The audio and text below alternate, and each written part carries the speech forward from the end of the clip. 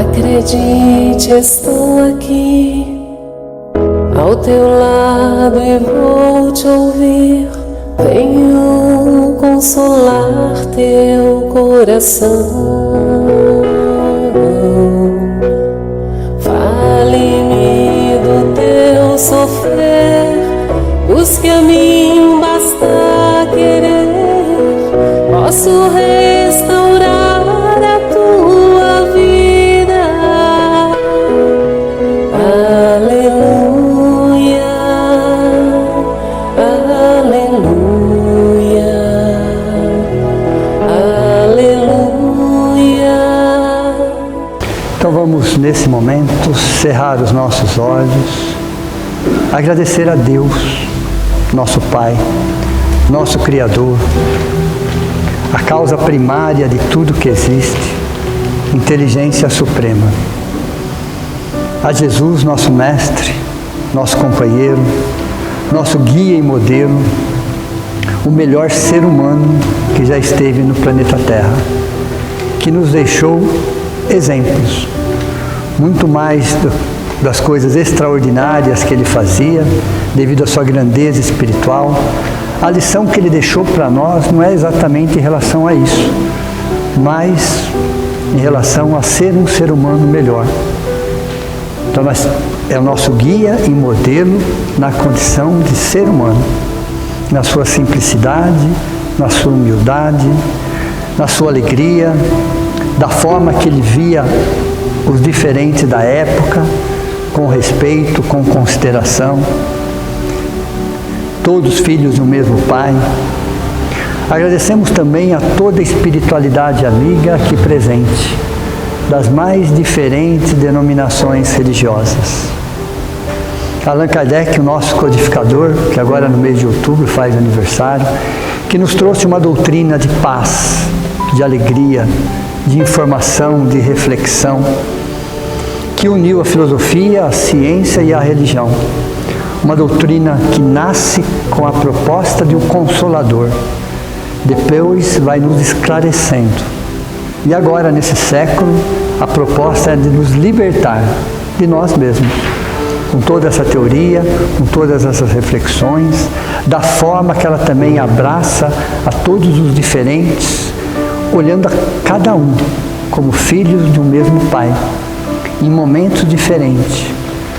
Agradecemos ao nosso anjo da guarda, que muito antes da nossa atual reencarnação, já estava conosco, nos orientando, nos amparando, nos dando o suporte necessário, a nossa família espiritual, a nossa família carnal, a todos aqueles que de alguma forma colaboraram para que pudéssemos estar aqui, encarnados e buscando uma doutrina, buscando Deus de uma forma diferente, sem barganhas, sem dogmas, sem imposições, muito menos por medo, muito pelo contrário, nos mostrando a ideia de um Deus diferente daqueles que nós conhecíamos, um Deus de amor, um Deus de oportunidade, um Deus que ama um verme e um Cristo com a mesma intensidade, porque os dois são seus filhos, mas dá a cada um segundo aquilo que eles necessitam naquele momento.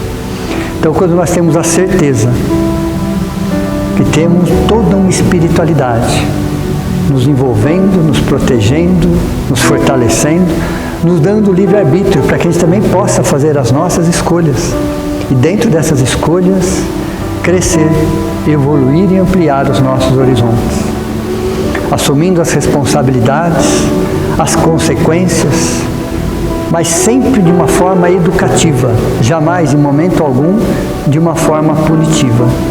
Numa educação que muitas vezes é necessário a dor para despertar as nossas consciências.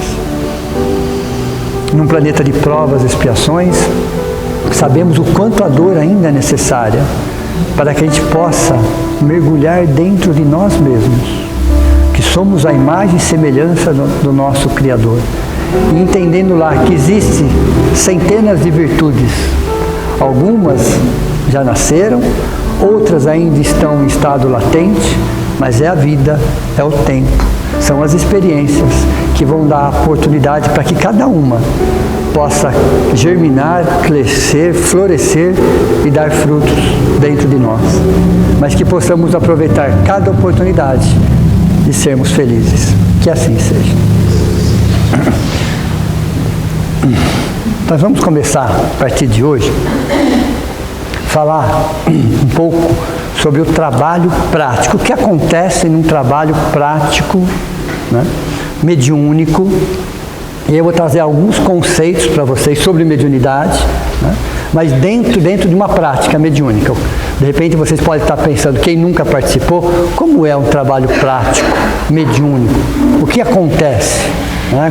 Pelo menos, lógico, cada casa espírita tem o seu padrão, tem a sua estrutura, tem as suas particularidades. Mas na essência, qual é a base que todos trabalham? Então a ideia não é trazer essa aqui, a União Espírita tem a sua estrutura, mas a base ela é igual em todas.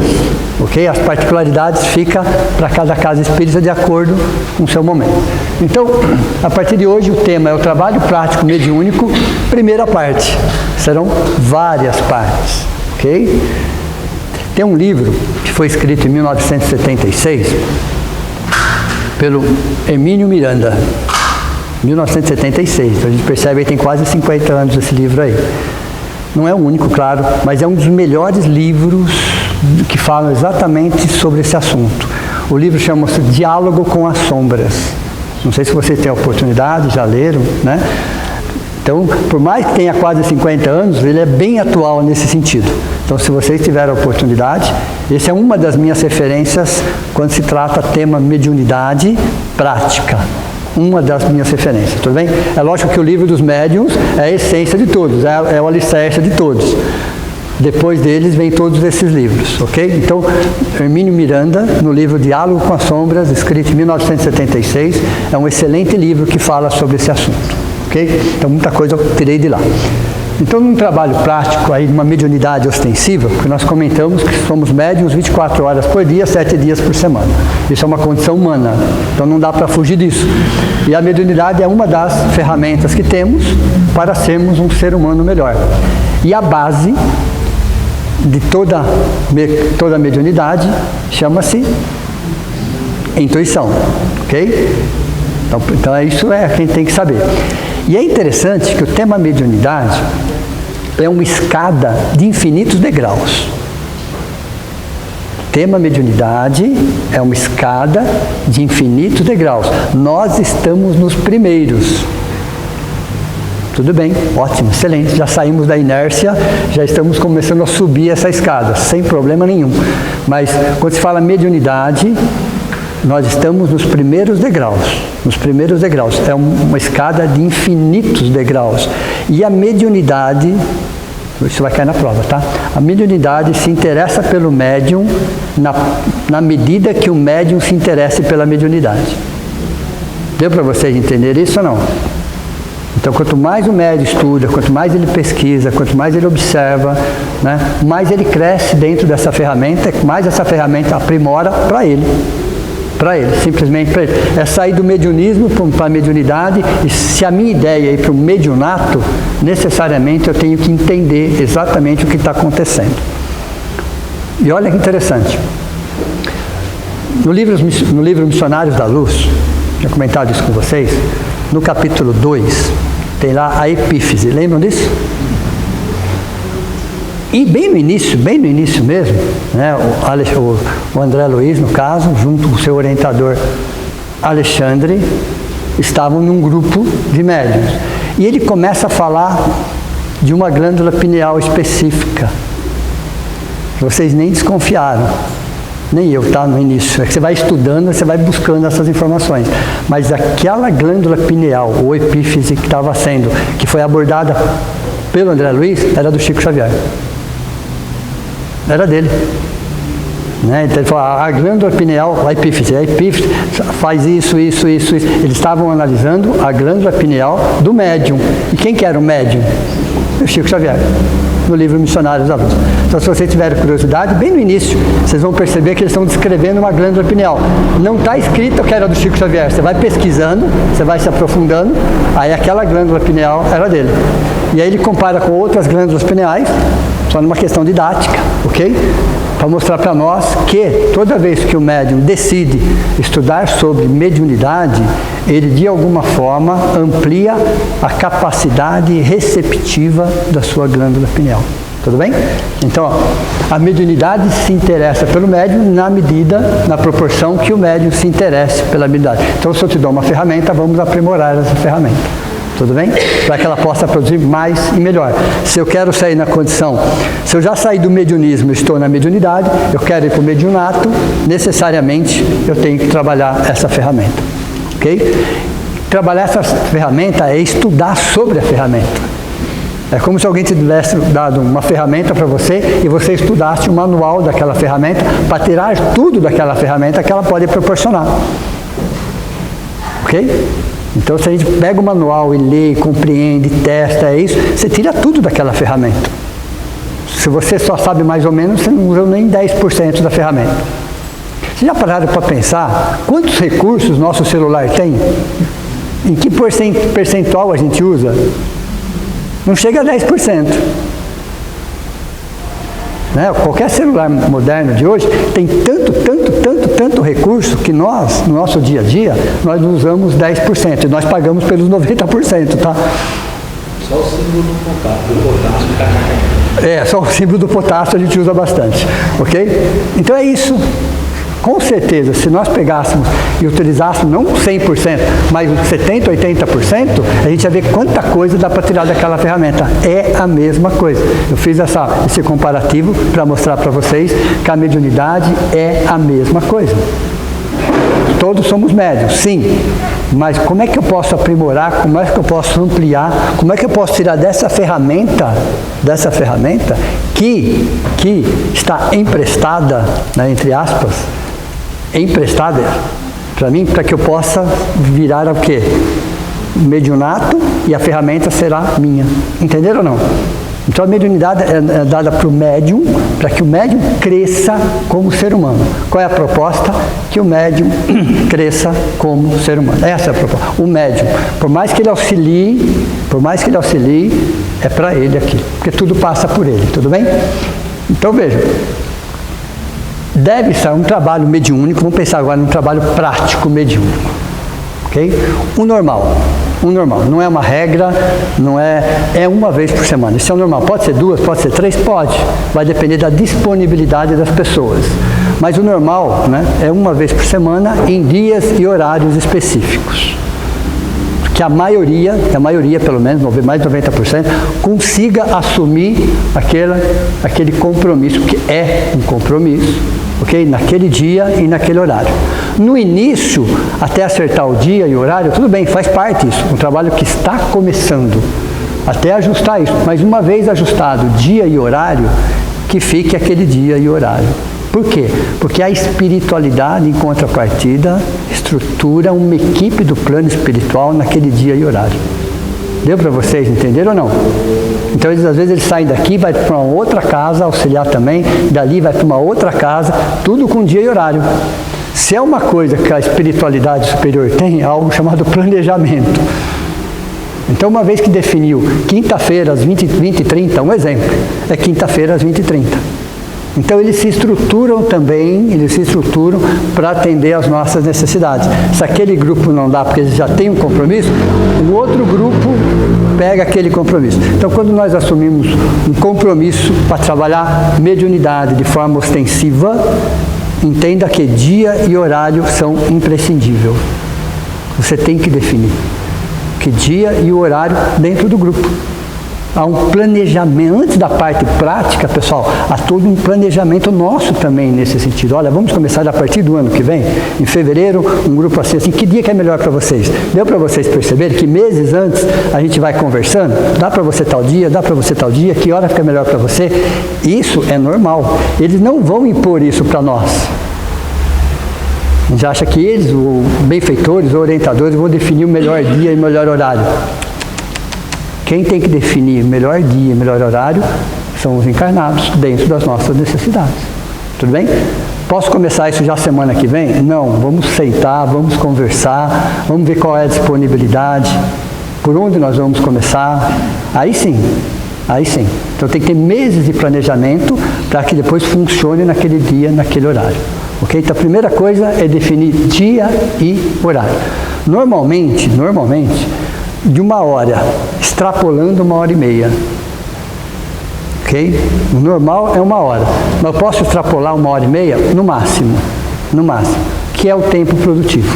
Tudo bem? É o tempo produtivo.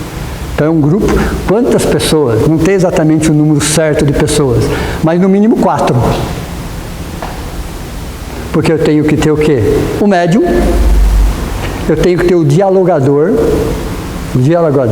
que pode ser até o dirigente, é a mesma pessoa, que o responsável, tem que ter o responsável, ok? Tem que ter o responsável pelo coisa, e pelo menos 2 médios de sustentação. E dá para ser 3? Até daria, mas eu tenho um médium, eu tenho um dialogador, ok? E um médium de sustentação. Mas o ideal, pelo menos 4. Pelo menos 4. Por que sustentação tem que ser o dobro? O próprio nome já diz. Tudo bem? É sustentação. É a sustentação. Todos têm a mesma importância. Não se usa mais a palavra doutrinador, tá? Tudo bem, século XIX, tudo bem, século XX, mas tem alguns nomes não cabem mais, porque a gente começa a entender que não é você não vai doutrinar ninguém, muito menos evangelizar ninguém. Você vai dialogar com alguém. Eu falo dialogador. Esse dialogador, pessoal, principalmente ele tem que ter um conhecimento, tem que ter uma bagagem teórica e tem que ter necessariamente um pouco, pelo menos, de parte prática.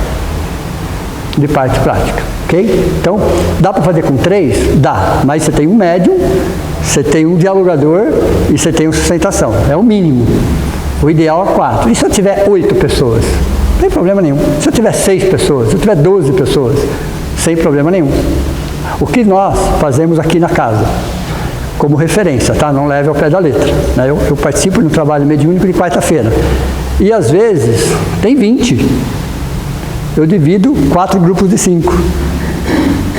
Tudo bem? Um grupo aqui, um grupo ali, um grupo ali, um grupo aqui. E ali você tem um dialogador, você tem um médium, você tem sustentação. Então você pode ter, você divide para ficar 4, 5, no máximo 6 em cada grupo. Ok? Aí fica mais fácil as pessoas ficarem mais próximas, mandar um grupo aqui, um grupo ali, um grupo ali. Ok? E as pessoas vão trabalhando.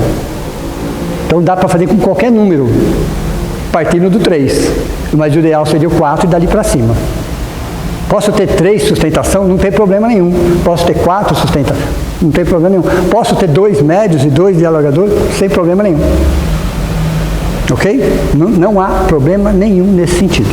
Então, o trabalho começa como? Então, se nós temos um dia já definido, temos um horário já definido, tudo bem? Já se definimos isso.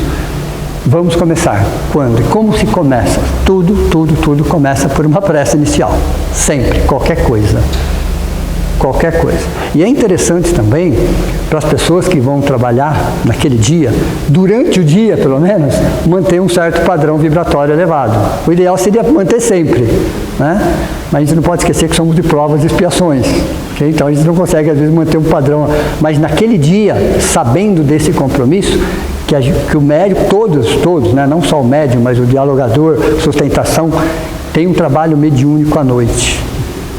Essa minha preparação tem que começar desde manhã cedo.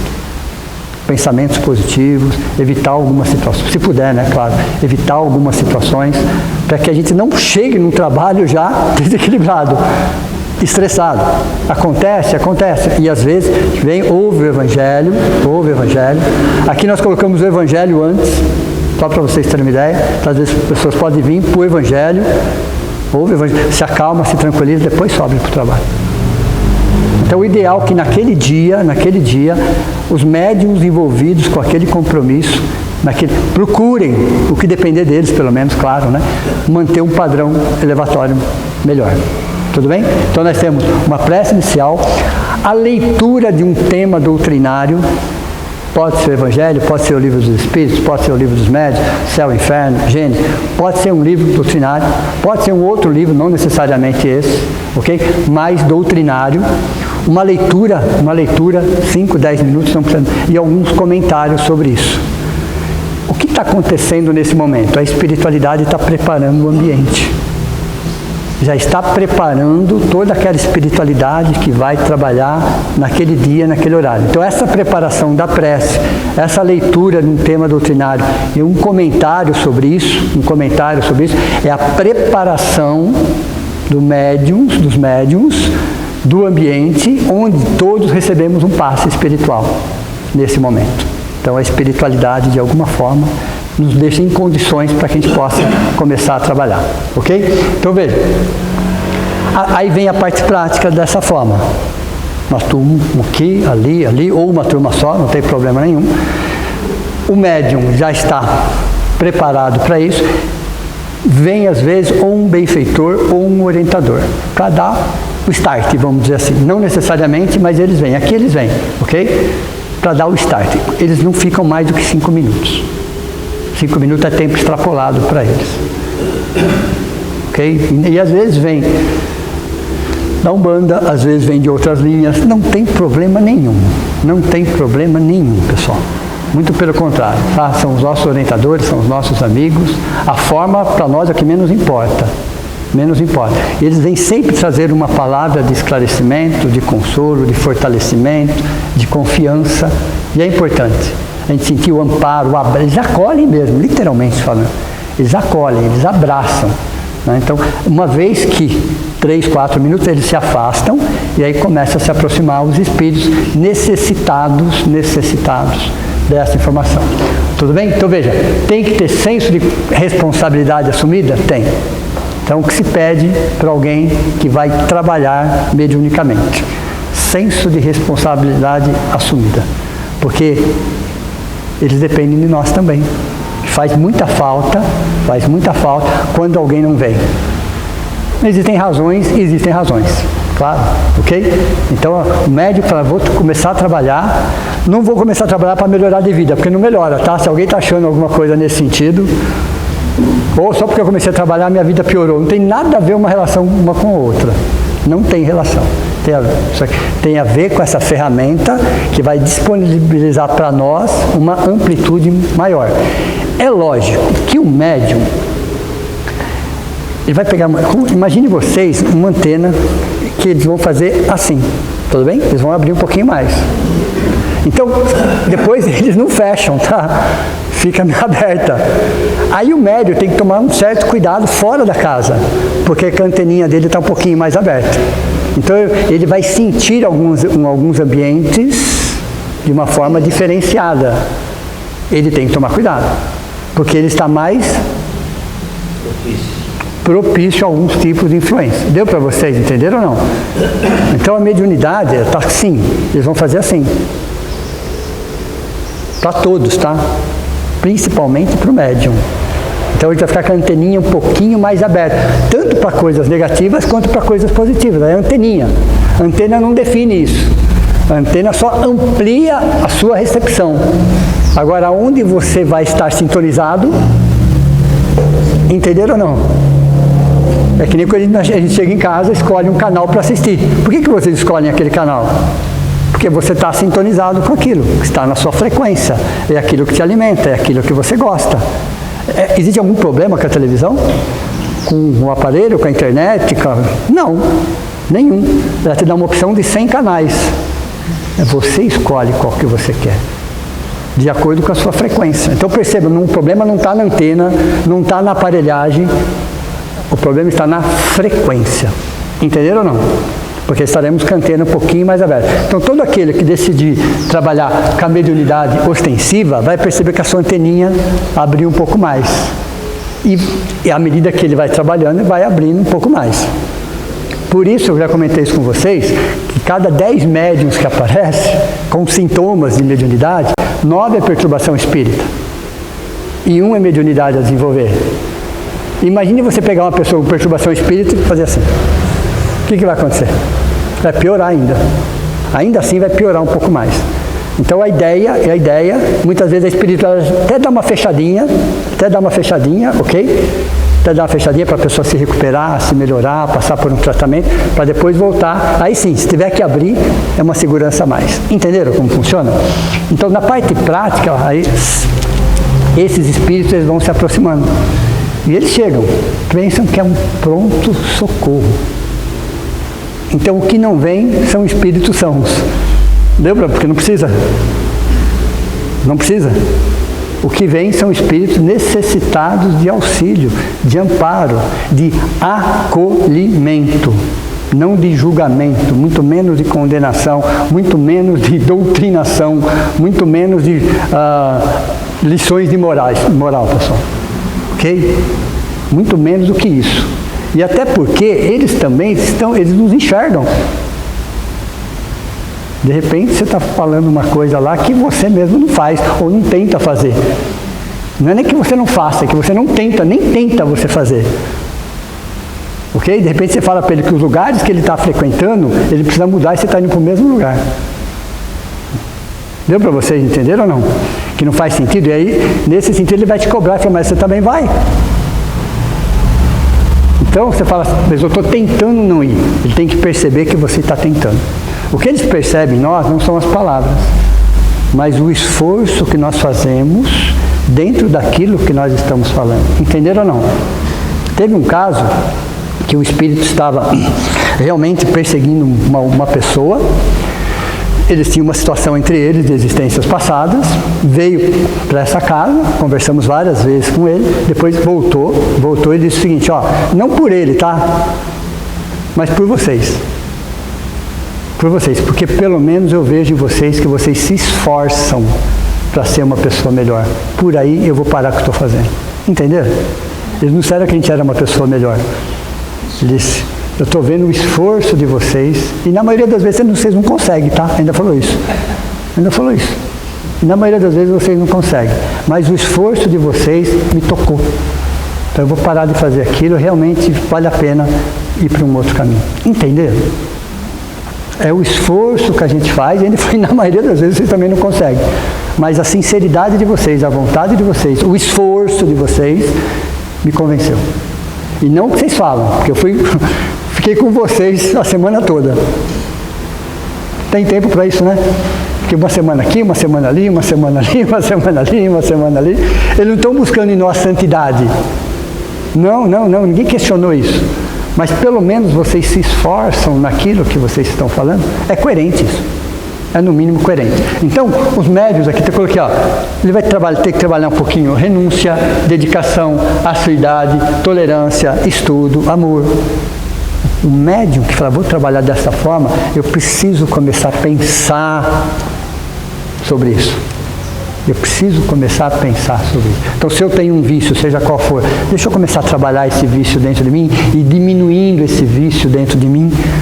Não estou falando só de vícios físicos, não. Às vezes é um pessimismo, às vezes é um negativismo, ok? Às vezes é uma maledicência. Tem alguma coisa dentro de mim que eu tenho que começar a minimizar dentro de mim. Não é uma solução do dia para a noite, mas que eu leve 10 anos, Deu para vocês entenderam ou não? Mas que eu me esforce para procurar minimizar aquela situação, ok? Então veja, aí vem a parte prática desses comentários. Alguns vêm revoltados, alguns são obsessores nossos, olha que bacana, eles vêm também, ok? São nossos, inclusive, eles vêm também. Alguns são, vou usar a palavrinha, tá? Comparsas nossos de existências passadas. Olha, fizemos muita coisa junto, muita coisa errada junto, viu? Você lembra? Você não lembra que está encarnado, mas eu lembro de você. Vocês são assim, né? Tudo bem, né? Tudo bem, ok? E ele vai conversando. Então chegam os obsessores, chegam os sofredores. Todo obsessor é um sofredor, mas a gente divide por categoria para a gente diferenciar um pouco. E tem os, eu escrevi ali na lousa, os desorientados. Mais do que vocês imaginam. Mais do que... Então quer dizer que trazem para nós obsessores? Sim. Sofredores? Sim. Desorientados? Sim. E vocês sabem por quê? Está escrito na lousa, inclusive. Em preto. Porque de alguma forma também somos obsessores somos sofredores e desorientados. Deu para vocês perceberem? O mal maior corrigindo o mal menor, uma dor maior amenizando uma dor menor. Por isso que quando Jesus trouxe, veja, Jesus, se quisesse, tinha trazido pelo menos 100 mil espíritos puros para trabalhar com ele. Não poderia? Estava fácil para ele. Ele escolheu apóstolos. Se vocês tiverem a oportunidade de estudar o perfil psicológico de cada apóstolo, um era pior do que o outro. É verdade, eu não estou brincando não. Os apóstolos, era um pior do que o outro. Eram os menos ruins da época, mas todos eles tinham problemas seríssimos. Augusto Cury, exato. Ok? Então veja, e por quê? Sendo que ele tinha entre aspas, um exército de espíritos puros, e ele preferiu trabalhar espíritos que tinham problemas como nós, porque era para eles também. Era para eles também. Então, quando a espiritualidade traz obsessores, sofredores e desorientados para nós, é porque nós também somos obsessores. Somos ou não somos? Somos, pessoal. Somos. Né? Existe uma tal de pseudo-obsessão, lembram disso ou não? Falando sobre obsessão, até você não tem a intenção, mas você, de alguma forma, acaba sendo um obsessor. Tá? Então, o obsessor é alguém que tem um amor próprio muito baixo, ainda traz algumas coisas dentro dele e trabalha a obsessão porque é uma pessoa magoada, ferida, machucada, nesse sentido. Então, eles são trazidos para nós porque a história deles, de alguma forma, é parecida com a nossa. Tem alguns pontos que batem. Então você está ouvindo a história dele, você fala, isso aqui tem a ver comigo também. Sofredores, porque também somos sofredores, okay? Nós trazemos situações dentro de nós e às vezes somos desorientados. Então veja, com todo o amparo da espiritualidade superior, em uma outra aula eu vou explicar para vocês como é que é feito essa estrutura, porque somos intuídos. Então você tem um médium trazendo esse espírito, você tem o dialogador, ouvindo, não escutando. Tudo bem? Entenderam a diferença ou não? Quando você está num trabalho desse, você não escuta, você ouve. Ouve com o coração, eles percebem isso. Não é gostoso quando você está conversando com uma pessoa e a pessoa está olhando nos seus olhos?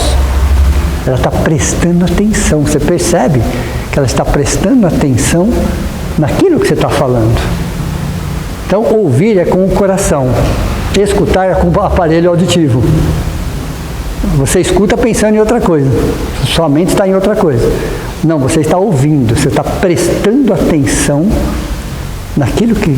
Você pode não estar concordando, mas você está prestando atenção no que ele está falando. Ele está colocando para fora. E toda vez que nós colocamos um problema para fora, olha que interessante, dentro de nós existem situações, não existem situações que a gente não consegue dimensionar? Quando você coloca para fora e alguém te ouve, e aquilo vai saindo, você está dando uma dimensão para aquilo. A gente só consegue dimensionar aquilo no momento que eu coloco para fora. Aí eu falei, nossa, o problema não é tão grave assim. E às vezes a pessoa não fala uma palavra, você já achou a solução. Você mesmo que está falando, você já achou a solução. Mas para isso precisa ter alguém que preste atenção naquilo que eu estou falando. Que não esteja escutando, que esteja ouvindo.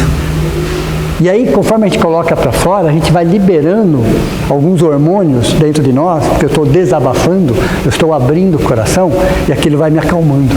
Já repararam isso ou não? Quando a gente desabafa com alguém e a pessoa está nos ouvindo, à medida que você vai falando, você vai se acalmando, você vai se tranquilizando, você consegue redimensionar a sua dor, agora colocando ela em perspectiva, e ele vai se acalmando. Veja, então é um trabalho de acolhimento. Não é de doutrinação, evangelização, lição de moral, nada disso, muito menos de acusação, ok? Mas de acolhimento. Você pode não concordar com a atitude, direito seu, mas você dá o direito daquele espírito falar exatamente o que ele está sentindo. Vocês não imaginam o efeito psicológico, emocional e espiritual que dá nele. Fora o ambiente preparado, fora a espiritualidade ali amparando. Então, o dialogador está sendo intuído intuído, ok? Às vezes ele está falando, mas ele está sendo intuído pela espiritualidade. Existem forças de contenção, não no sentido de prender, mas uma força chamada amor. Então ele se sente acolhido, amparado. Aí ele fala. Aí você coloca alguma coisa para ele, de igual para igual. Deu para vocês entender? Nunca com superioridade, nada. Você tem que falar dele de igual para igual. Por quê? Porque são gente como a gente. Então, o dialogador, o médium, sustentação, tem que entender que, independente de que espírito que está ali, são gente como a gente. Não são demônios, não são diabo, não são força do mal, não, esquece tudo isso. Né? Por mais que faça milênios que ele esteja envolvido numa situação, ainda assim é um filho de Deus, ainda assim é um irmão nosso, ainda assim precisa ser tratado com respeito. Ainda assim. Ok? E aí o que acontece? Eles não aguentam isso. Porque faz, às vezes, séculos, sem exageros, que eles não são tratados com amor, com respeito. Então eles só estão devolvendo da forma que eles recebem, com violência, com agressividade. Então já faz muito tempo que eles estão acostumados nesse tipo de situação. De repente eles estão numa situação que eles vêm daquela forma, daquele jeito, falando palavrões, literalmente falando, ok? Ameaçando, e ameaça mesmo, literalmente falando. Eles acham que eles estão obrigados a estarem ali. Aí o dialogador vai conversando, não, você não está preso. Olha direito isso daí, eu estou amarrado, você não está amarrado. Olha direito para suas mãos. Eu quero ir embora. A porta é ali, pode ir. Ok? A hora que você quiser ir embora, você pode ir embora. Então você vai dando a liberdade, você vai dando um tratamento para eles que eles não estão mais acostumados. Com firmeza, com assertividade, com objetividade, ok? Mas você vai falando com respeito, de forma bem racional, mas envolvida em amor. Entenderam ou não? Então, um trabalho mediúnico, a parte prática, 3, 4 espíritos, dependendo do grupo, dependendo a dinâmica disso. Os espíritos também não podem ficar muito tempo, cada caso é um caso, ok? Mais 10 minutos é o máximo. Cada caso é um caso. Por quê? Porque tem outro para ser atendido, e o tempo é curto. E é interessante, é uma dinâmica da espiritualidade superior. Eles vão trazer aquele espírito que tem aquela situação. Aí, junto daquele espírito, eles colocam outros espíritos, mais ou menos com a mesma história. Entenderam ou não? Porque o que serve para um serve para o outro. O que você está falando aqui serve para cá. Então, essa dinâmica da espiritualidade superior, de classificar o espírito de acordo com os outros espíritos que estão passando pela mesma problemática, e aí você está falando com esse, mas está impactando ali. Aí você tem pelo menos 5, 6, 10, 15, né? Estão ali, ó, escutando a mesma história. Isso é uma questão de custo-benefício, né? Você imagina, você fala com um, mas as suas palavras estão atingindo 10, 15 espíritos. Então a própria espiritualidade, ela acaba organizando isso para que seja mais produtivo o trabalho ainda. No filme Nosso Lar, vocês vão lembrar um caso, interessante o caso, que André Luiz já estava em Nosso Lar e tinha um momento lá que o orientador chamava as pessoas para conversarem, e ia sempre de dupla, lembram disso ou não? Sempre de dupla, né? E o orientador ali na frente, o governador no caso. E aí, exato. Mas sempre de dupla. E por que dupla? Porque já estava ali, o que fala aqui serve aqui. Quer dizer, você ganha 50% do tempo, ok? E aí o André Luiz foi muito engraçado essa hora, porque quando o governador falou, e você não, já está tudo bem, está tudo certo. Porque ele já tinha escutado, era exatamente a mesma história. Então, num trabalho mediúnico, é exatamente isso que acontece. Tanto que eles falam que o melhor trabalho de desobsessão que existe é o Evangelho ao público. Porque uma pessoa falando do Evangelho, fora os encarnados, quanto os desencarnados. E às vezes o tema do Evangelho é um trabalho de desobsessão, que você toca em determinados assuntos. Você sabe, o melhor trabalho de desobsessão que existe é o Evangelho ao público. Porque além de atingir um número grande de encarnados, atinge um número grande também de desencarnados, porque o assunto é o mesmo. Então, dependendo do assunto que vai ser tratado, a espiritualidade traz. Em alguns casos, leva para um trabalho mediúnico fechado. Antigamente, os trabalhos mediúnicos eram abertos. Lembram disso? Alguém passou por isso já? Joaquim, né? Em alguns lugares ainda não é uma crítica a isso, tá? E cada caso define. É aconselhável que seja fechado, mas não existe dentro da doutrina espírita nenhuma obrigatoriedade. Tudo bem? Mas é aconselhável que seja fechado. Né? Por quê? O trabalho aberto, no início, teve sentido isso, tinha que chamar a atenção. O trabalho de psicografia aberto, né, que se lê as cartas, porque serve, a mesma história serve. Então, existia um objetivo, mas num trabalho de desobsessão, não é aconselhável que seja aberto ao público. Okay? Porque, primeiro, muitas vezes o público vem por curiosidade. Curiosidade, pessoal. Entendeu? Curiosidade. Então, a curiosidade aí, pessoal, é um fator negativo dentro do contexto, dentro da vibração do ambiente. Deu para vocês entenderam ou não? A curiosidade. Às vezes até uma curiosidade mórbida, sabe? Aquela coisa de ver o sofrimento. E como nós, né, no planeta de provas e expiações, adoramos notícias tristes, né? Adoramos, né, situações dramáticas. Então, aberto ao público, você vai atrair um público que vai vir para assistir algo que não vai agregar em nada. Foi interessante no início, hoje não é mais interessante, porque tudo tem que evoluir, tudo tem que crescer. Então, o próprio espírito não se sente confortável tendo uma plateia assistindo o sofrimento dele. Vocês gostariam de uma plateia assistindo? Ninguém gostaria, não é verdade? Então é melhor fechadinho, às vezes grupo de 4, 5, 6, bem perto um do outro. Não precisa alterar o tom de voz, está conversando, e aí ele se sente mais acolhido e mais amparado. Então o fechado é justamente para proteger a intimidade do espírito, do médium, do dialogador, dos médios de sustentação. É para proteger essa intimidade, ok?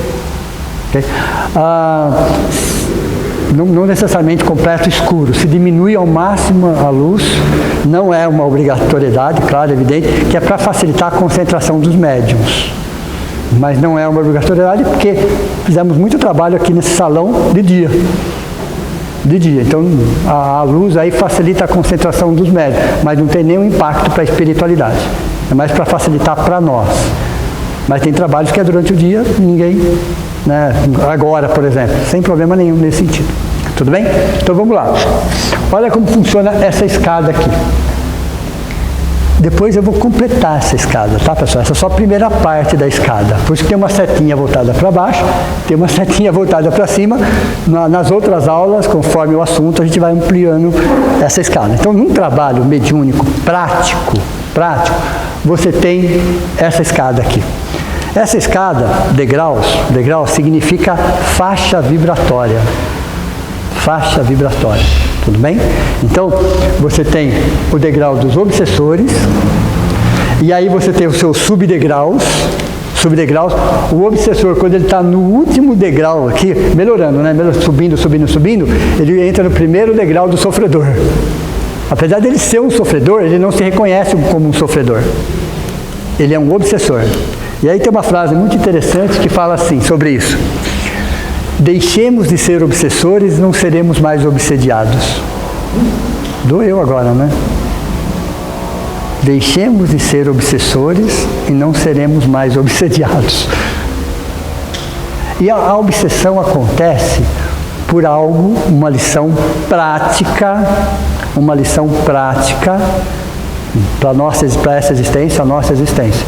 Não é mais teórica, não tem mais teoria para falar sobre isso. Todas as teorias já foram trazidas, já foram discutidas. Isso já está no ramo da ciência há mais de 25 anos, que a ciência já vem debatendo. Então já saiu do campo religioso, já saiu do campo filosófico. Agora essa questão está no campo científico, que é a questão do perdão. Então você vê hoje a psicologia, a psiquiatria, se você percebe, a própria ciência percebendo a necessidade de uma saúde física, mental, sobre a questão do perdão. Sobre a questão do perdão. Ok? Então, eu vou repetir essa história, alguns de vocês já conhecem essa história, tá? De alguma forma aconteceu isso. De alguma forma aconteceu isso. Todos nós estávamos, antes dessa reencarnação, no plano espiritual, aguardando essa reencarnação. Tudo bem? Todos nós. Mais ou menos reencarnamos na mesma época. Okay? Eles dividiram em grupos de 100 pacotes de 100, olha, vocês vão reencarnar na próxima década, vocês também, vocês também, vocês também. Ok? Todos vocês vão reencarnar na próxima década. Seus pais já estão lá, já estão se conhecendo, já estão namorando, então é consequência, tudo bem? Mas na próxima década vocês vão. Aí nos chamaram, depois de um tempo que a gente estava lá, fizeram uma única pergunta para a gente. Vocês vão voltar mais ou menos daqui 100 anos. Mais ou menos daqui 100 anos. Vou reencarnar na próxima década, de acordo com a expectativa de vida. Daqui 100 anos vocês vão estar aqui de volta. Ok? Serão amparados, serão recolhidos. Esse orientador fez a seguinte pergunta: como que vocês querem voltar daqui 100 anos? Vocês se reúnam, vocês conversem, cheguem num consenso, eu volto daqui 24 horas e eu quero essa resposta a mais curta possível. Aí nós nos reunimos. Um fala aqui, outro fala ali, outro fala ali, outro fala ali, outro fala ali. E todo mundo teve o direito de falar, tínhamos 24 horas para conversar sobre o assunto. E chegamos no consenso. Né? E foi uma resposta muito inteligente da nossa parte nesse sentido. Nós falamos assim para o orientador, 24 horas depois. Queremos voltar daqui 100 anos, melhor. Falta 18 para mim. Falta 18 para o Jaquim, tudo bem? Daqui 100 anos, melhor. E foi um consenso geral, porque todo mundo sabia como estava indo.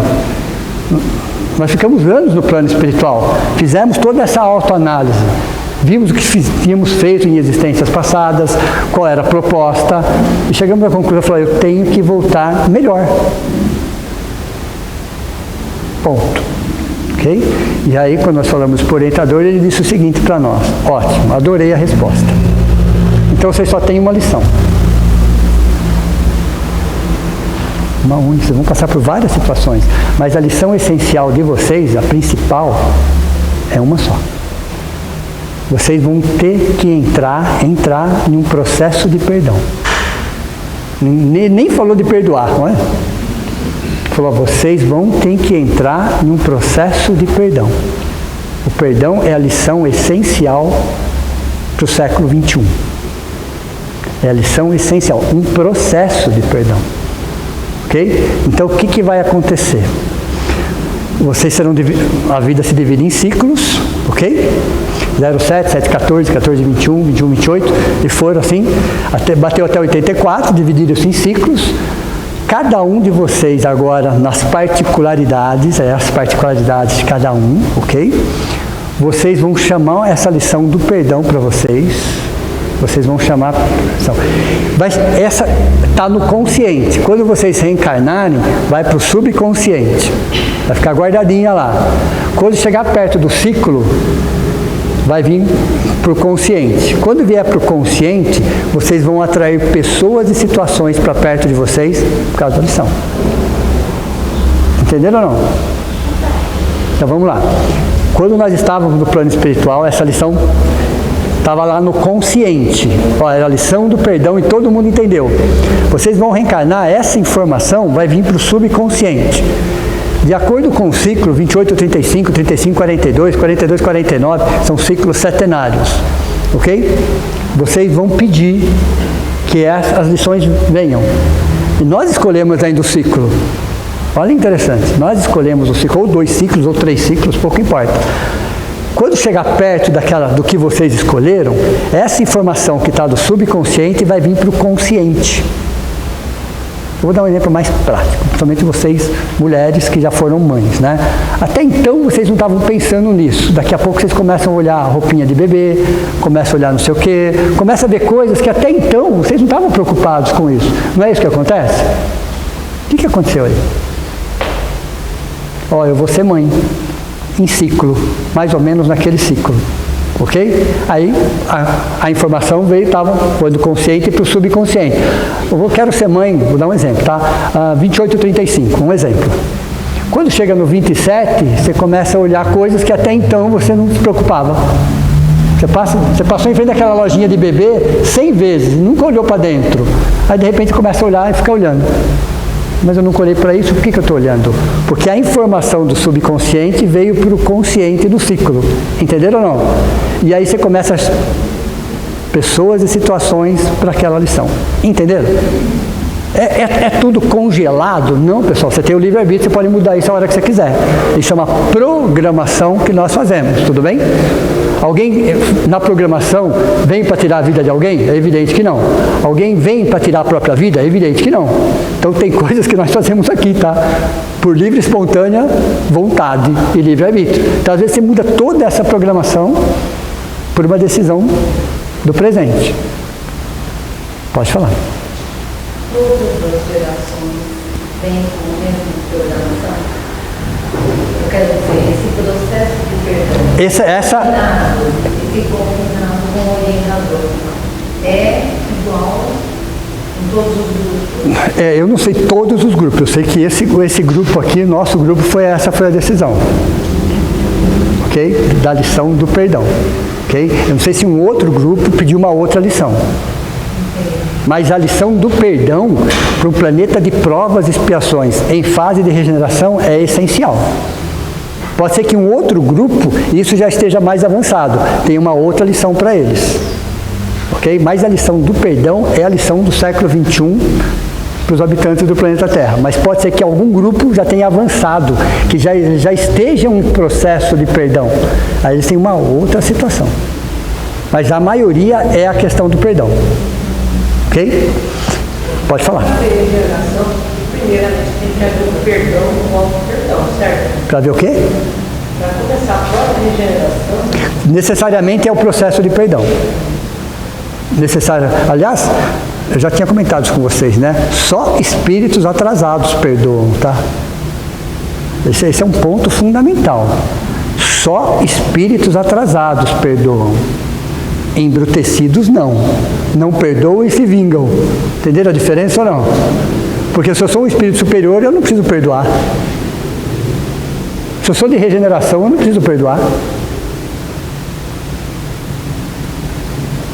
Porque eu não me ofendo. Deu para vocês, entenderam ou não? Para eu perdoar alguém, eu tenho que ser ofendido.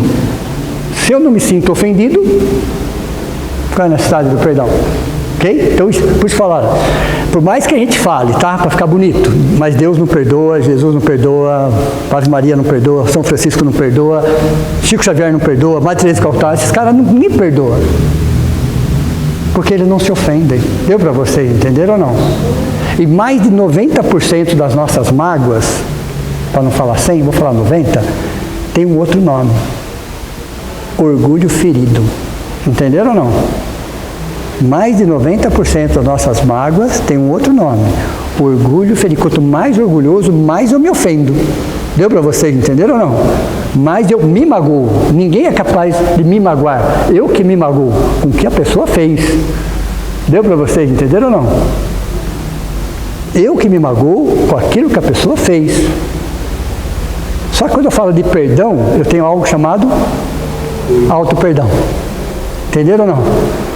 O que a culpa é? O subproduto do orgulho também, como fala a Joana de Ângelo.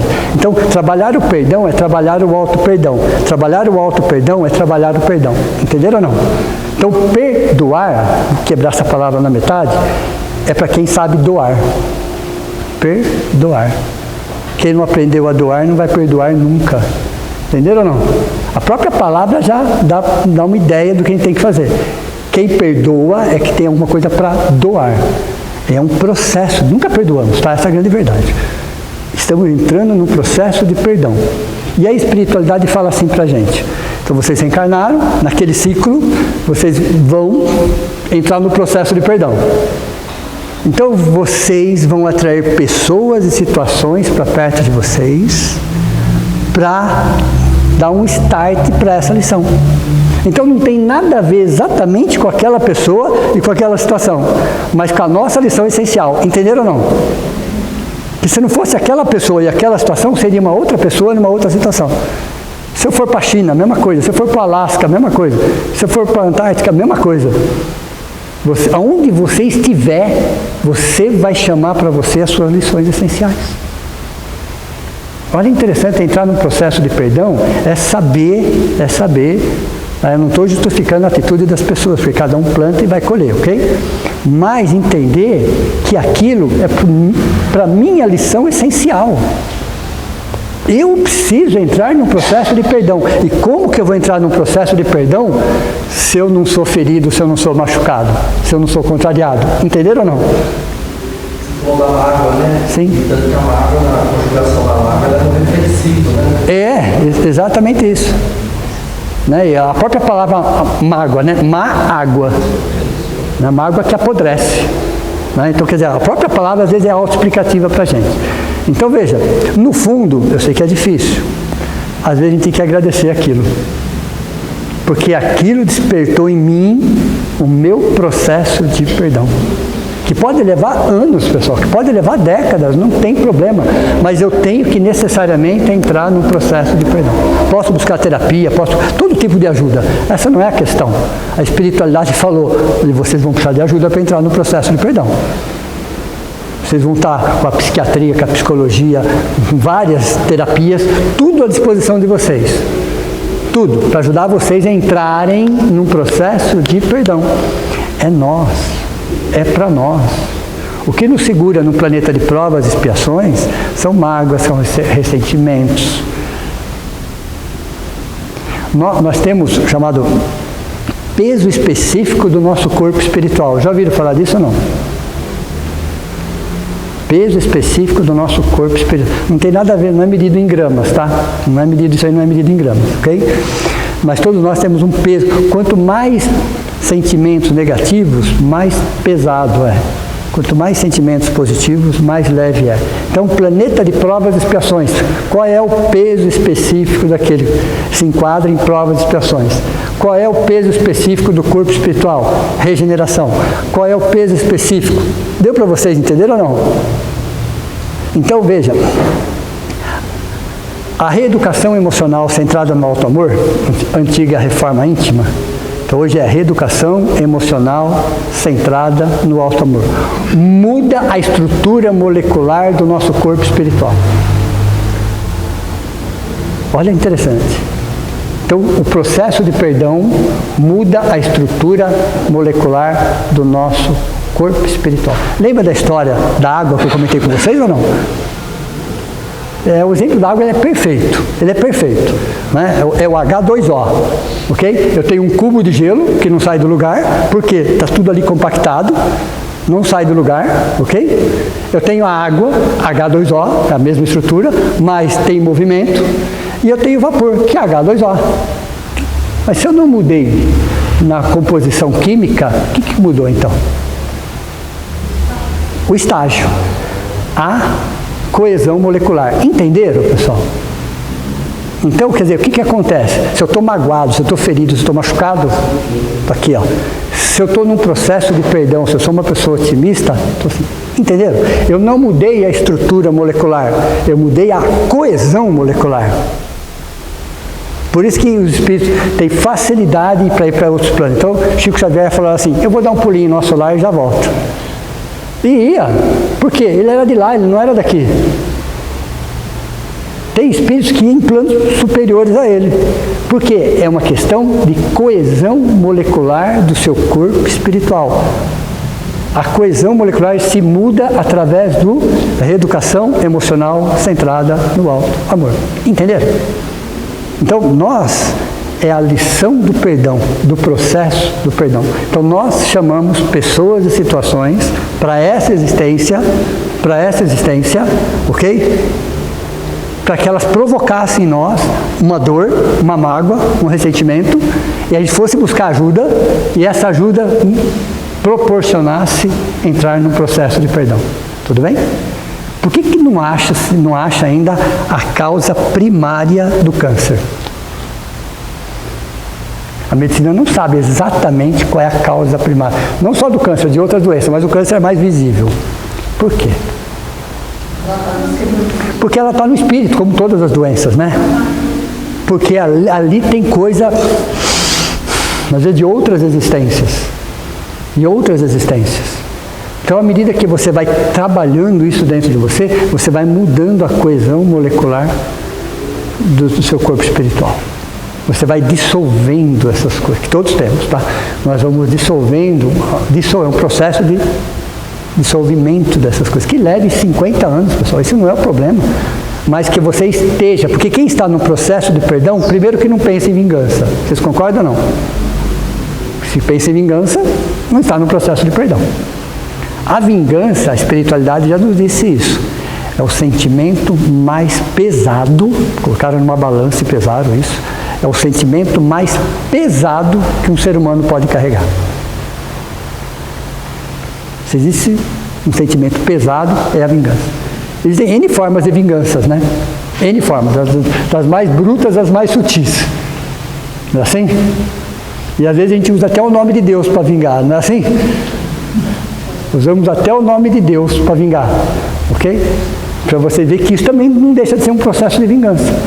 Então, quando eu trabalho um processo de perdão lento, gradativo, uma gota por ano, não tem problema que seja uma gota por ano, mas que seja uma gota por ano. Eu vou me libertando, porque o problema não está fora de mim, o problema está dentro de mim. Então, num trabalho de desobsessão, o que você encontra muito? Ódio, mágoa, ressentimento, histórias reais. Eles vão contar a história do que aconteceu, que me destruiu a minha família, e não sei o que lá, não sei o que lá, não sei o que, sabe? Eles contam histórias reais. Você tem até que respirar, fala, nossa, eu faria a mesma coisa que ele. Porque você pensa, nossa, será que ele está tão errado assim? Né? E é interessante que ele percebe isso em você. Você está pensando, ele percebe isso em você. E nem por isso ele percebe, ele é um ser humano quanto eu, ele está sentindo um pouco da minha dor, ele também não saberia fazer diferente, mas ele está aqui como eu. Entenderam ou não? Esse é o segredo. Eles entenderem, ó, são gente como a gente e que de alguma forma é um doente cuidando de outro doente. Um doente que já acredita na própria doença e um doente que não acredita na própria doença. A diferença é essa. Ele não acredita na própria doença. Nós já acreditamos na própria doença. Então, mas são dois doentes iguais. Dois doentes iguais. Isso tem muito mais eficácia.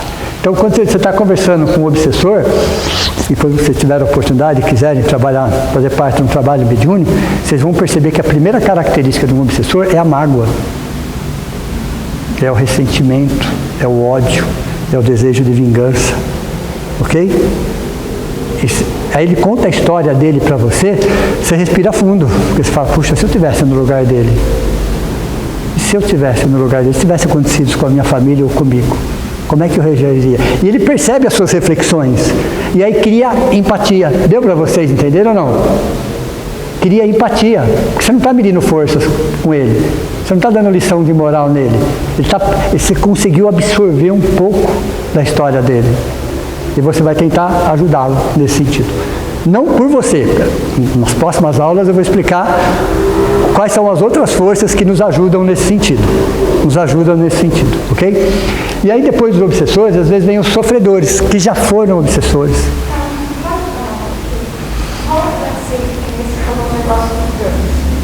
E quando tem famílias que, assim, tem várias pessoas que morrem, seria um grupo que...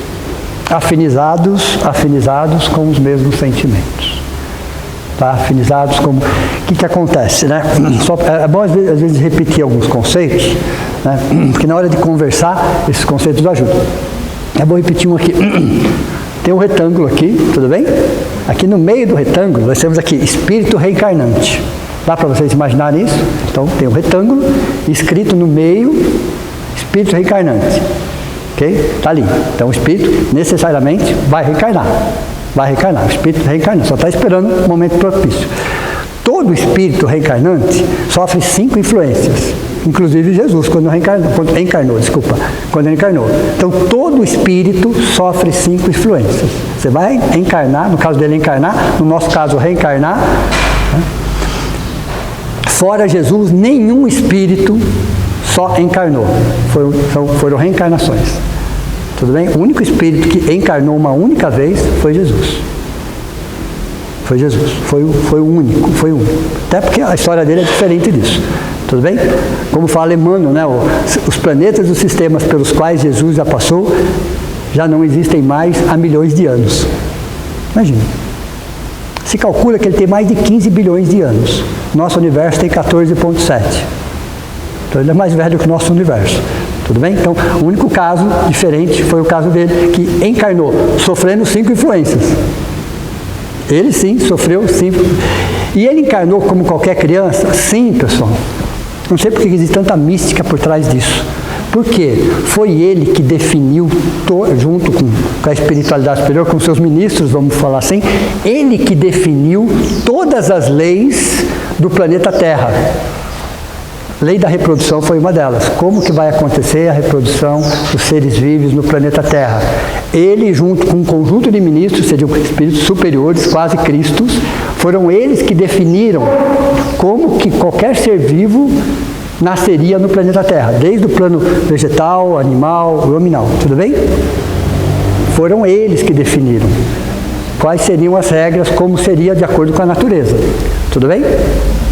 E ele tem uma frase que diz assim: eu não vim destruir as leis, mas vim dar cumprimento a elas. Entenderam? Se foi ele que definiu, por que ele nasceria de forma diferente? Então existe muito misticismo por trás disso. Muito misticismo. Então ele nasceu como qualquer criança nasceu, tudo bem? Era parecido com a mãe, geneticamente era mais parecido com a mãe do que com o pai, isso é normal, quem tem filho sabe que é assim. Okay? Agora, o espírito dele era diferente, isso era inquestionável, isso era indiscutível. O espírito era diferente, tudo bem? Mas fisicamente ele era mais parecido com a mãe, porque ele nasceu como qualquer criança nasce. Numa relação sexual entre José e Maria, ok? Esse espírito aproveita essa condição e nasce. E qual o problema de nascer de forma natural?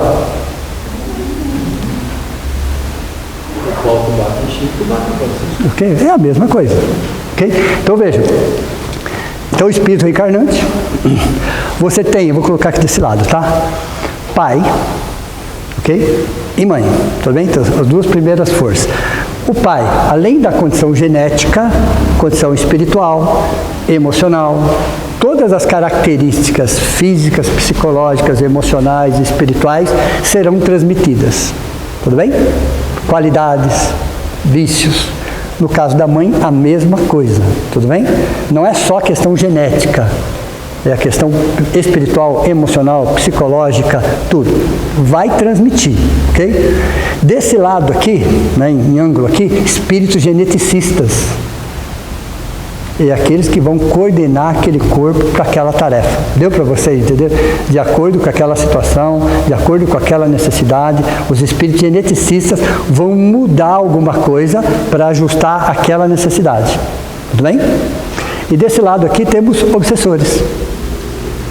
Jesus teve obsessor, pessoal? Né? Vocês nem imaginam.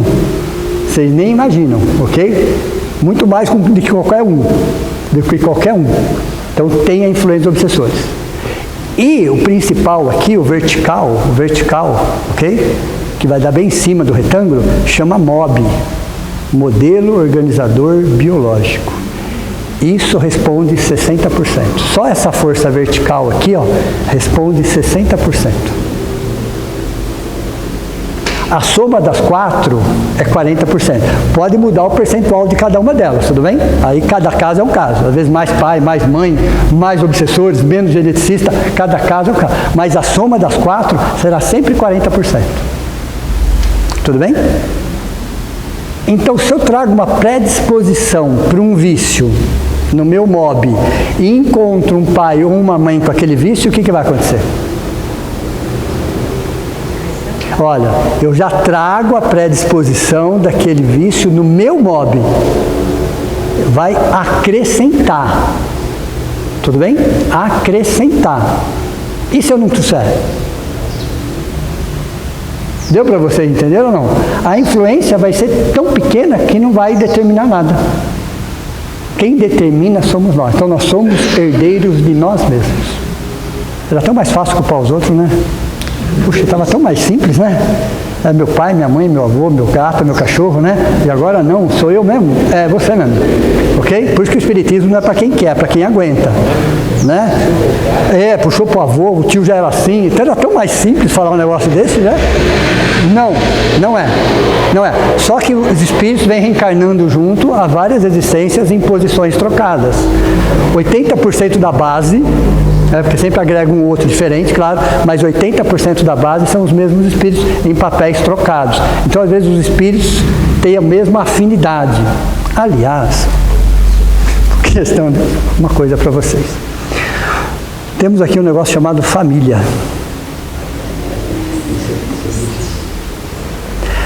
Temos aqui um negócio chamado parentela. Você sabe a diferença ou não? Olha que bacana isso, pessoal. Vai cair na prova, tá, pessoal? Então anotem aí, porque eu vou perguntar isso outra vez, tá? Então, desse lado tem o nosso família, desse lado tem um negócio chamado parentela. Às vezes, sem problema. Sem problema, tudo bem? Às vezes, sem problema. Ok? Comungam dos mesmos objetivos, das mesmas afinidades. Então, família são espíritos que comungam dos mesmos objetivos, das mesmas afinidades. São diferentes? São, mas se amam, se gostam e querem estar juntos. Tem as suas diferenças. Ok? Tem as suas diferenças. Então, família são espíritos afins. Ok? Parentela, vou andar aqui, mas não pega aqui. Parentela, ok? É só uma questão consanguínea. E às vezes é necessário uma distância saudável. Deu para vocês entenderem ou não? Às vezes é necessário uma distância saudável.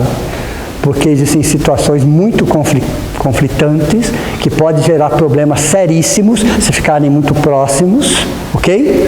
Então que se mantenha uma distância saudável. Não é abandonar, não é isso, sabe, abandonar, não. Ninguém disse de abandonar, ok? Mas às vezes existem alguns parentes, né, no caso consanguíneo, que você tem que manter uma certa distância, porque não tem os mesmos objetivos. E são conflitantes e pode gerar problemas mais graves. Deu para vocês entenderem ou não? Então não é abandonar, a espiritualidade não fala isso, mas manter uma distância saudável. É melhor você ter uma distância saudável e cumprimentar uma vez por mês do que se matar toda semana. Deu para vocês entenderem ou não? Sim. Entenderam ou não? Não, pode sim, pode ser que não, ok? Então, existem família que estão assim, sem problema nenhum, que seria o ideal, mas não é. Mas são coisas distintas. Família é uma coisa, parentela é outra.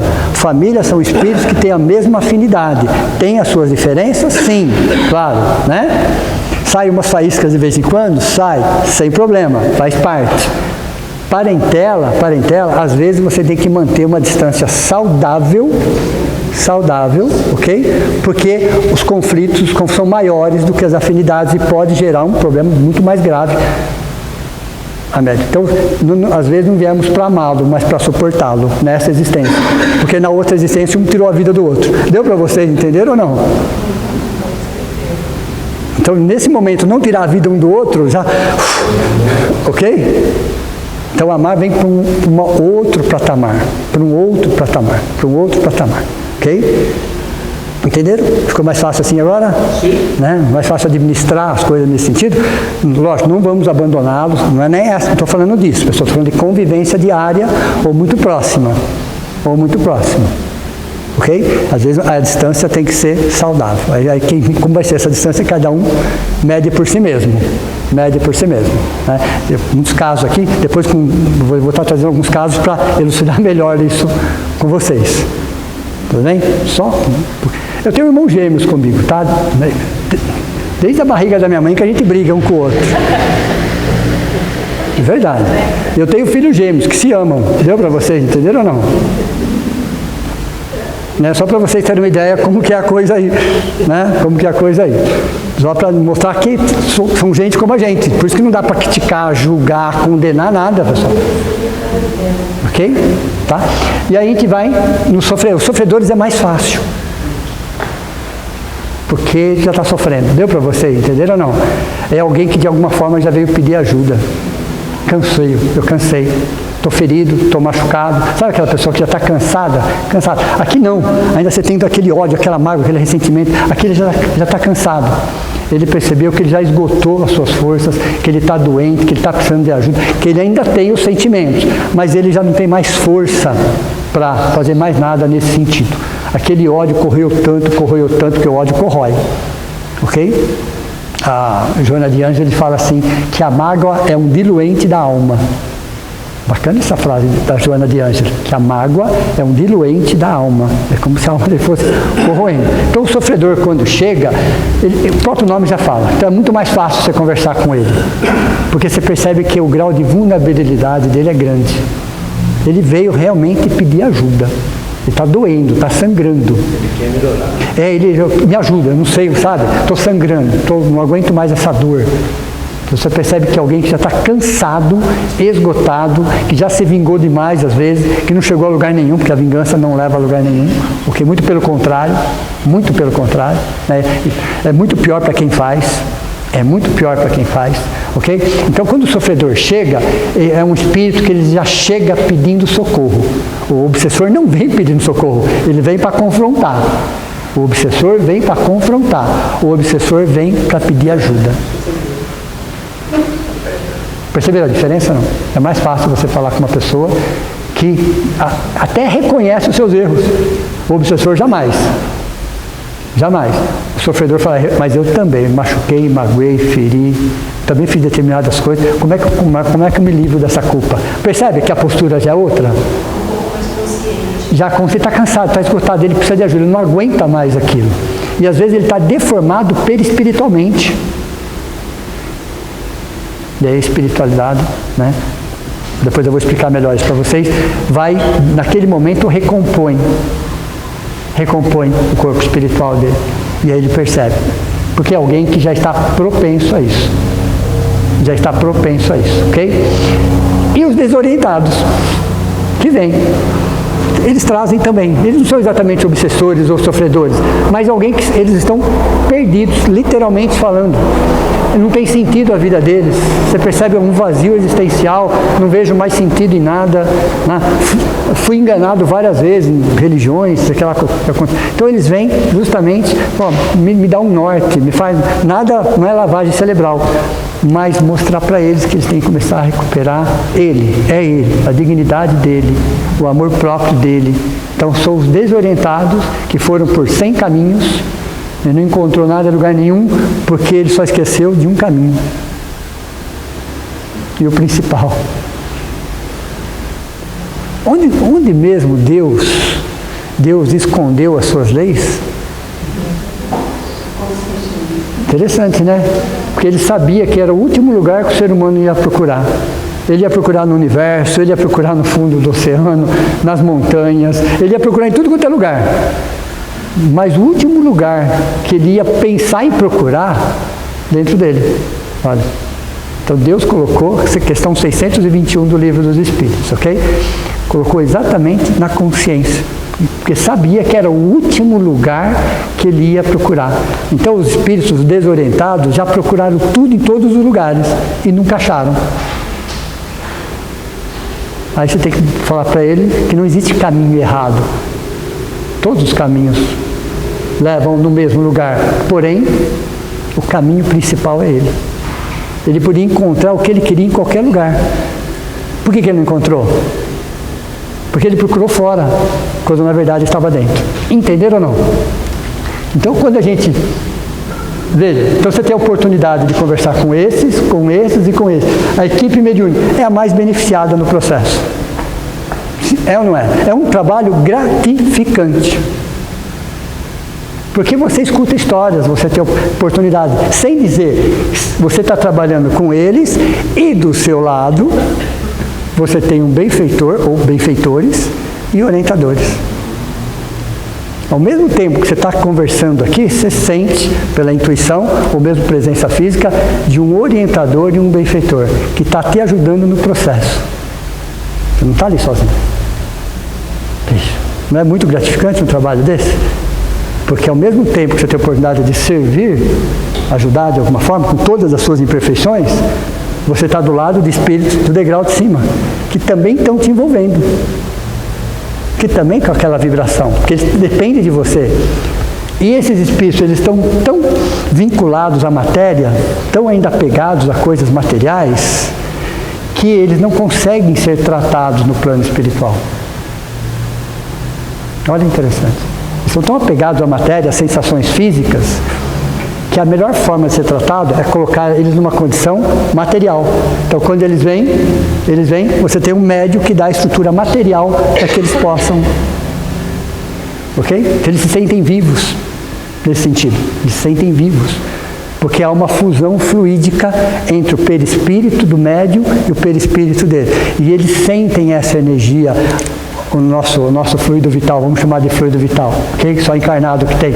E eles se sentem bem. Eles sentem bem. Então, como eles são muito apegados à matéria, então o trabalho material, nosso trabalho material, ajuda esses espíritos que ainda não conseguiram se desapegar de algumas situações. E às vezes os benfeitores, os orientadores, se eles quisessem, eles até conseguiriam, mas eles deixam para a gente, porque a lição é nossa também, ok? Então é mais fácil estar com a gente do que lá. Ok? E tratando eles com a gente, eles estão tratando a gente também. Então veja, o grupo deve estar coeso, tendo os mesmos objetivos, é uma questão de família, tudo bem? Tem que ter uma certa estabilidade emocional, o grupo tem que ter uma certa estabilidade emocional, ok? Porque você já vai trabalhar com seres desestabilizados. Imagina se você estiver também desestabilizado. Imagina, já chega estressado e você está estressado, ok? Preparação psíquica e vontade em aprender. Porque cada trabalho mediúnico é uma oportunidade de aprendizado. É uma oportunidade de aprendizado. Né? Então você tem a oportunidade de trabalhar, são 5 degraus, ó, você está em 3 degraus abaixo, 2 degraus acima. Benfeitores e orientadores. Os orientadores deixam os benfeitores e intervêm só quando há uma necessidade.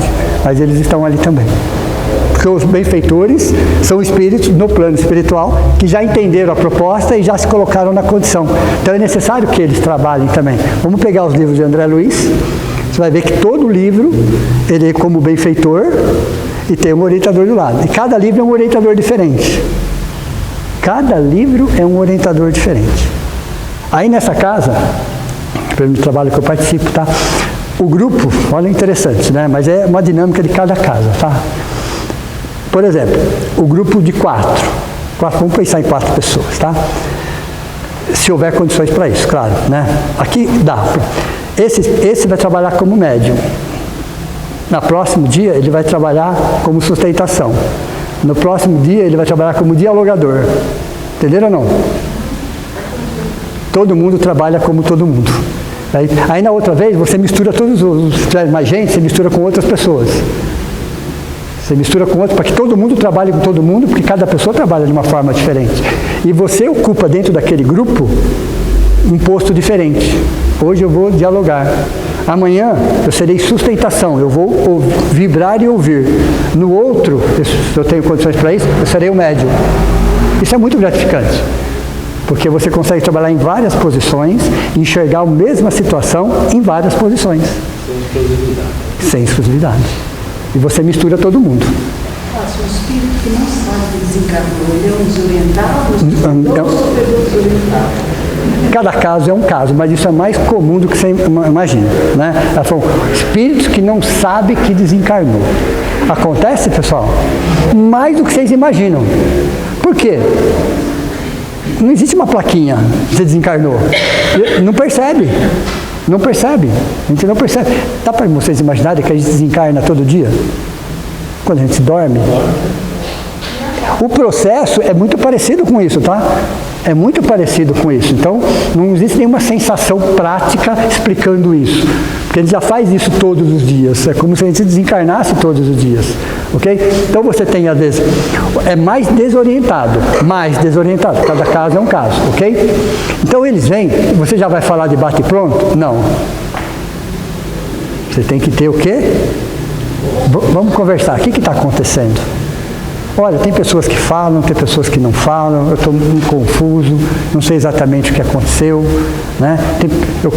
Você percebe, está desorientado.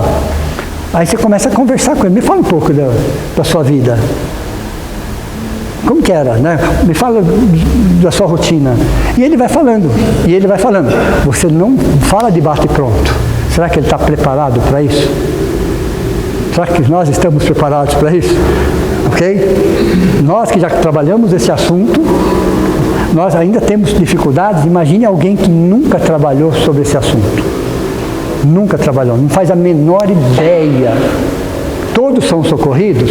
Todos, de forma igual? Não, claro, porque cada um é cada um. Quem dá menos trabalho?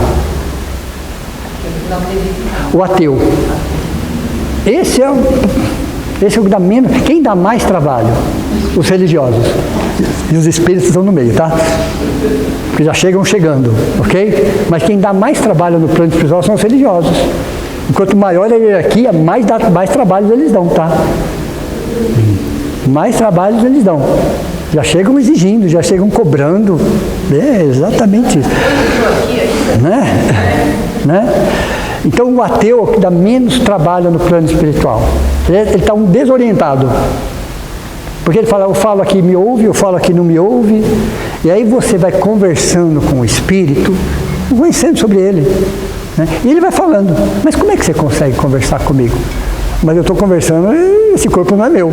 Falei, calma que depois eu explico isso para você.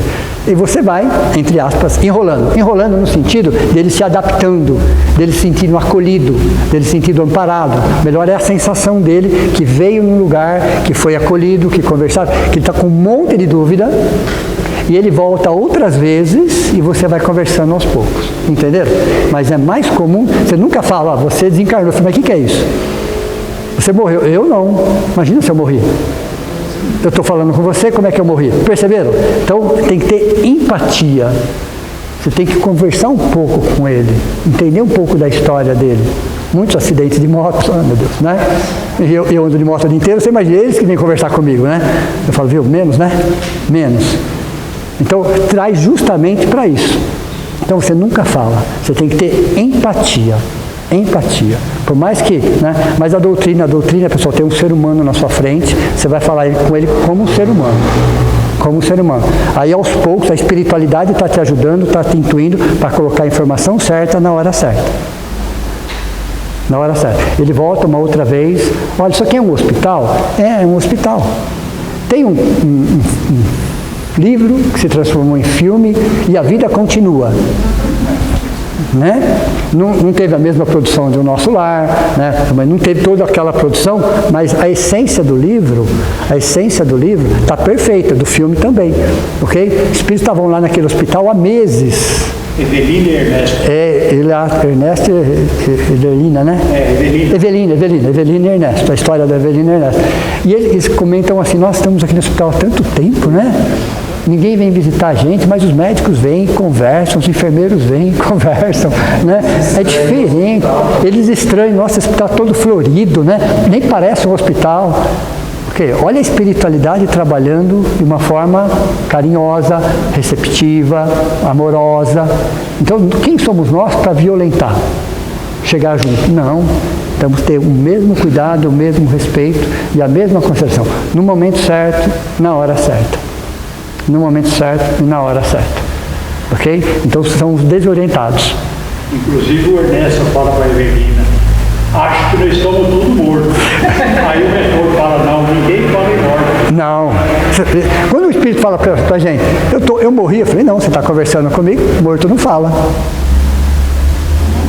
Quer dizer, né? Porque ele fala, eu morri, não, você não morreu. Se você tivesse morrido, você não estava conversando comigo.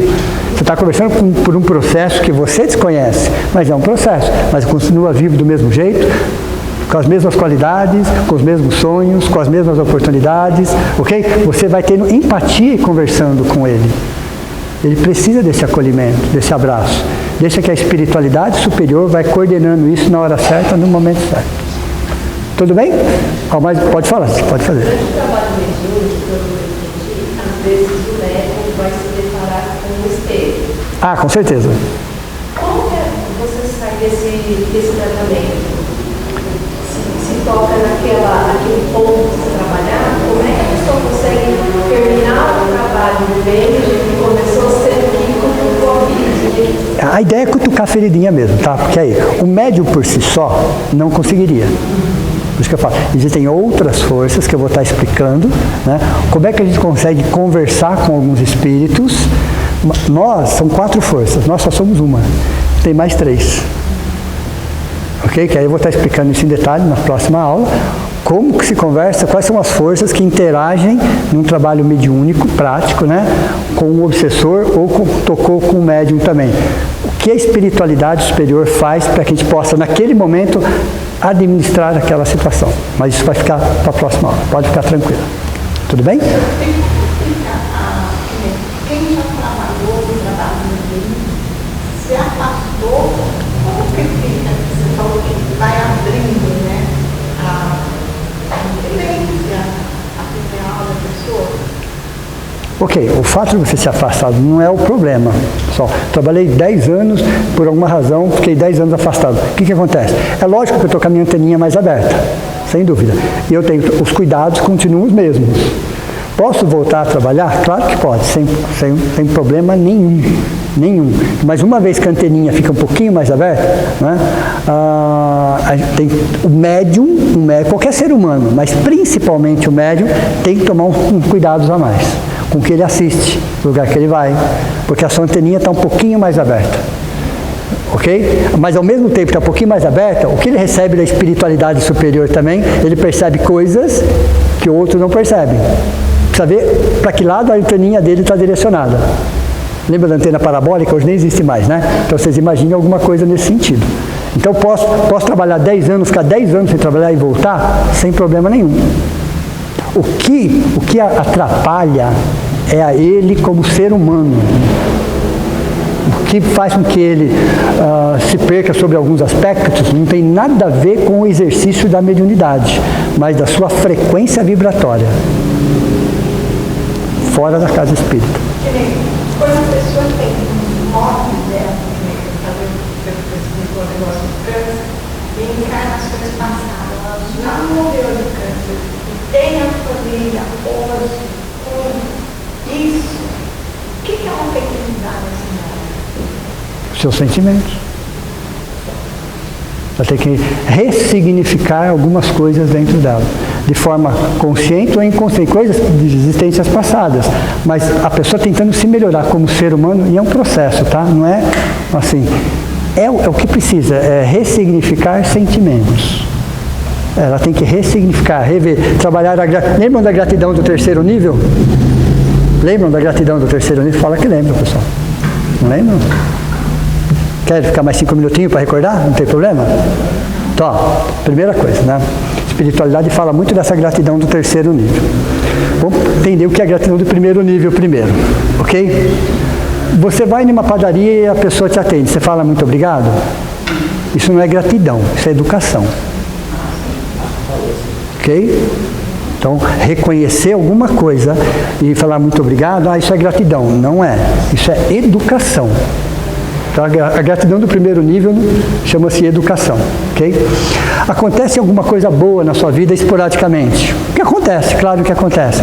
E você se sente feliz por aquilo e você agradece. Isso não é gratidão. É a gratidão do 2º nível, chama-se reconhecimento.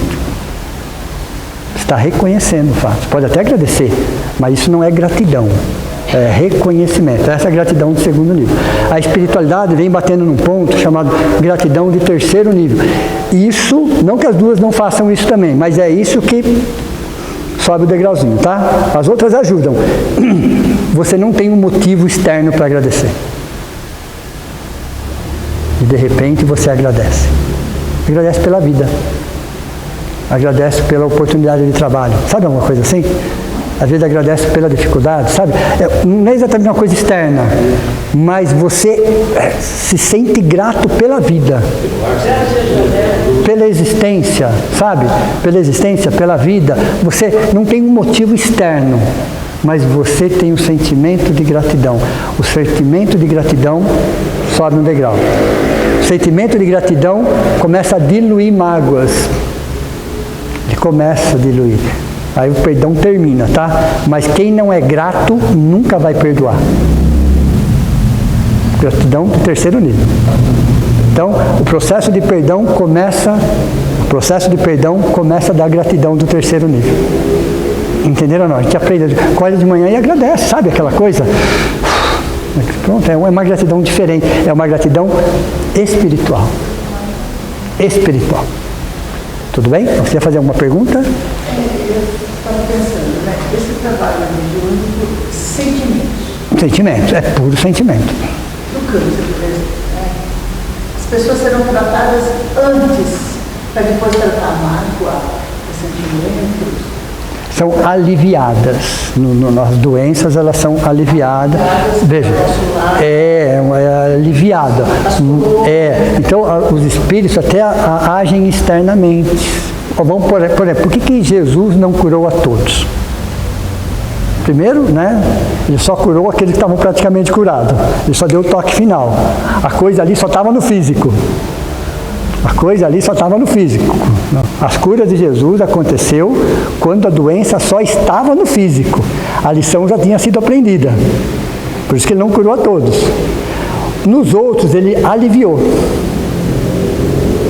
Então a espiritualidade alivia algumas coisas externas nossas, sim, sem problema nenhum, ok? Porém, ela não cura, alivia, porque a causa continua. Uma vez começando a trabalhar a causa, você junta de fora para dentro, um de dentro para fora. Quando que a cura acontece? Olha, fora para dentro, aí eu tenho dentro para fora. Quando eu colo aqui, ó, aí a cura acontece. Não é uma cura instantânea, mas a cura acontece. Ok? Então, se você não tiver de dentro para fora, só alívio. É só alívio. Pode? Eu fiquei pensando na gratidão do terceiro nível. Um exemplo, vou perguntar se é o caso. Quando você vê um pôr do sol, quando você percebe que você faz parte daquela imensidão. É isso. Você agradece? É isso, é gratidão do terceiro nível. Então não é a educação do dia a dia, não é o reconhecimento de fatos que acontece, que a gente tem lógico que reconhecer, não é, mas você, sabe, agradecer um pôr do sol, por exemplo, porque você sabe, faz parte de um todo. Por mais que seja externo isso, aquilo despertou em você uma gratidão de terceiro nível. Ok? Então gratidão, nós como seres, somos seres materiais, às vezes eu preciso de algo externo. Como somos seres tridimensionais, eu preciso de algo externo. Então o pôr do sol, mas aí é gratidão do terceiro nível. E a sensação é maravilhosa. As pessoas mais felizes são as pessoas que trabalham a gratidão do terceiro nível. A primeira e a segunda também, mas a felicidade tem a ver com a gratidão do terceiro nível. Olha, interessante. E uma fórmula? Eu não passei nenhuma fórmula matemática para vocês hoje? Só para terminar então, tá? F é igual a R menos E. F de felicidade é igual realidade menos expectativa. Vamos viver a realidade. Vamos ver o dia, vamos ver a realidade. Vamos ser gratos por hoje. Ok? Podemos fazer planos? Claro que podemos, mas vamos viver hoje. Porque o nosso espírito, essência, só vive um tempo. O presente contínuo. Se eu trouxer alguma coisa do passado, vira presente. Se eu trouxer alguma coisa do futuro, vira presente. Então o espírito só vive um tempo, o presente contínuo. Ele é atemporal. Tudo bem? Próxima aula, a gente continua a parte prática, segunda aula. Tudo bem? Então vamos, nesse momento, agradecer pela oportunidade de trabalho, pelo passe espiritual que recebemos. É um momento também que os nossos entes queridos, que já estão no plano maior, se aproximam de nós, matam as saudades, participam da aula, conversam entre eles, amigos, anjos da guarda, espíritos protetores, familiares, fora toda a equipe que já trabalha nessa casa, de médicos, enfermeiros, socorristas, amparadores. O nosso muito obrigado a cada um deles pelo amor, pela dedicação, pela sustentação, pela confiança que eles depositam, e sabe que nós fazemos parte da mesma família, que nós estamos aqui com os mesmos objetivos, para olhar o mundo lá fora com outros olhos. Sempre que possível, sermos agentes facilitadores, que a gente possa sorrir mais, abraçar mais, agradecer mais, e entender que estamos nessa abençoada escola chamada Planeta Terra, para sermos felizes. O espírito pode ser feliz em qualquer fase, mas ele precisa olhar para dentro de si e entender que a felicidade está dentro dele e só cabe a ele conquistá-la. Que assim seja. Então, uma boa noite a todos vocês, bom sábado.